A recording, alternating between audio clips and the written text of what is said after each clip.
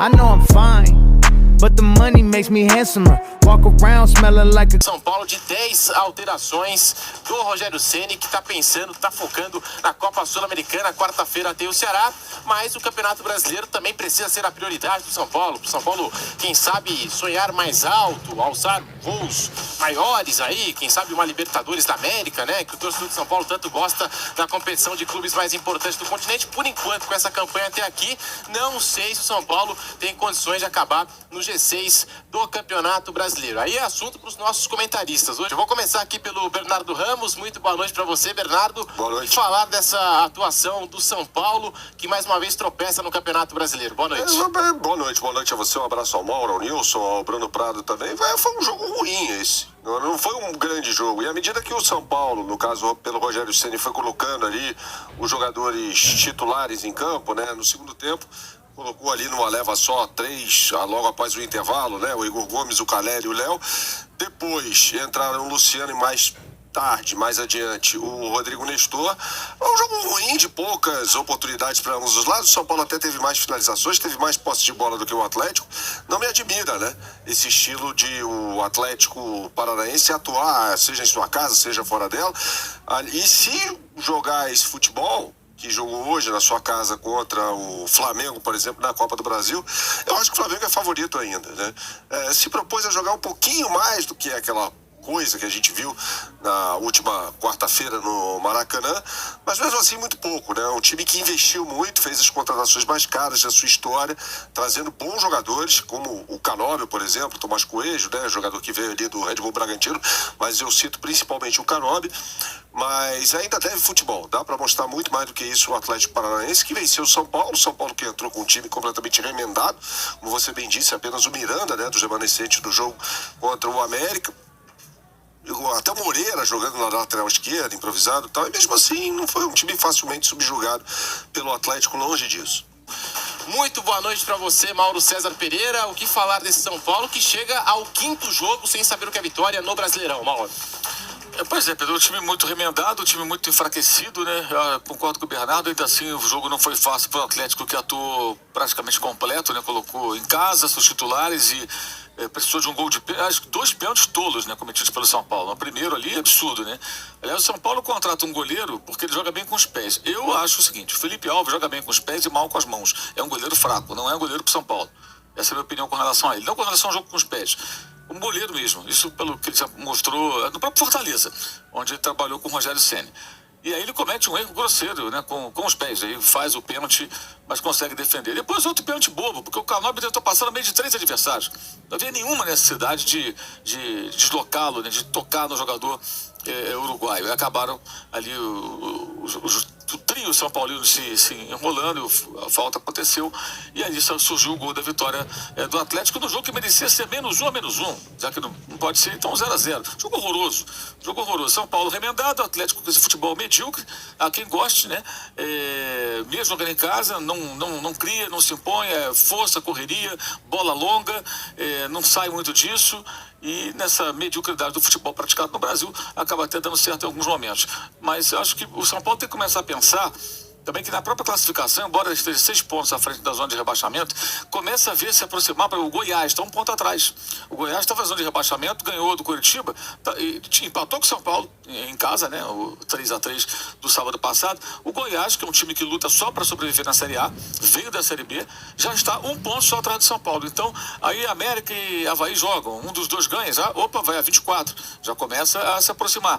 Ou seja, o São Paulo aos poucos, se ele não reagir, ele vai estar nesse bolo. Mas um pouquinho está perto do rebaixamento. Aí começa aquele pesadelo do ano passado. Isso interfere na Copa do Brasil e interfere na Sul-Americana.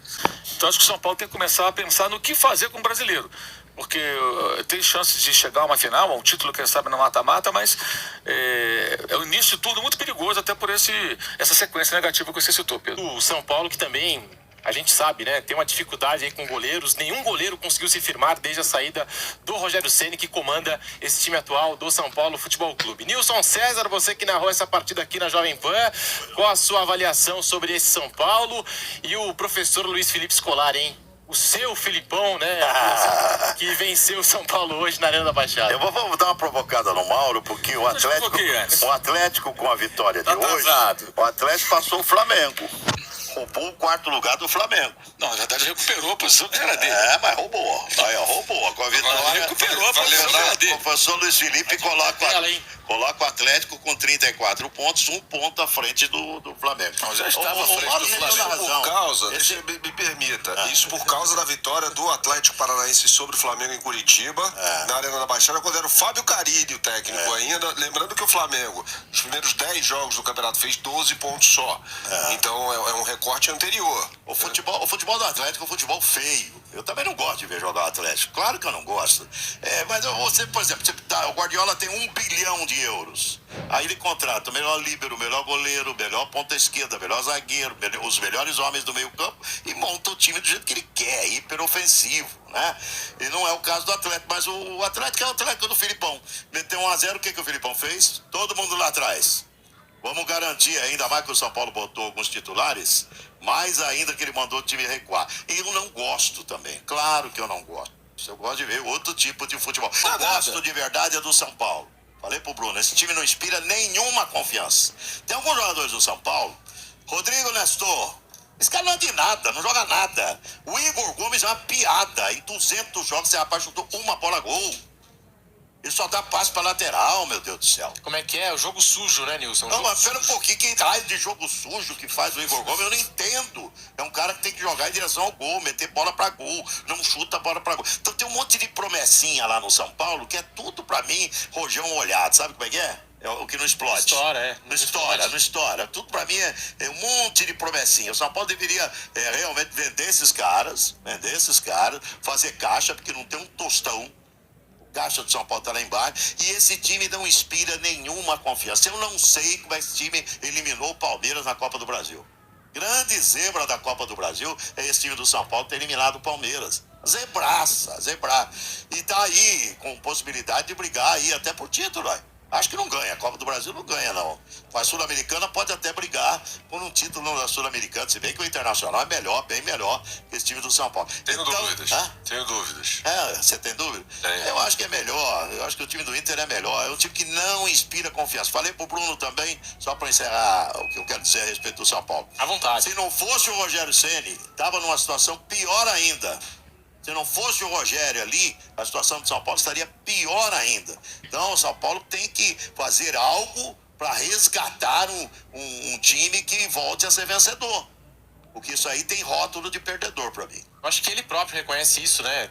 Em entrevista coletiva recente, disse: eu sou o cara que melhor pode representar a instituição São Paulo neste momento, né? O Rogério Ceni sabe de tudo isso. Hoje ele escalou um time completamente modificado. O São Paulo entrou em campo com Felipe Alves, Rafinha, Miranda e Léo, Moreira, Thales Costa, Pablo Maia, Galopo, Marcos Guilherme, Rodriguinho e Nicão. Sem um centroavante, um jogador de referência no ataque. No segundo tempo, talvez em virtude disso, São Paulo com dificuldades para criar, ele colocou o Jonathan Calleri.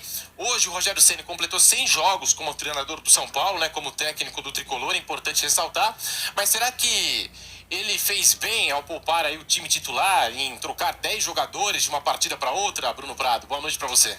Boa noite, Pedro. Boa noite a todos. Ele tinha que fazer uma escolha, né? E é bem claro, né? Eu falei isso no pré-jogo, até no início da transmissão, que dá para passar com data certinho, né? O elenco do São Paulo é um elenco pequeno, né? Em quantidade também.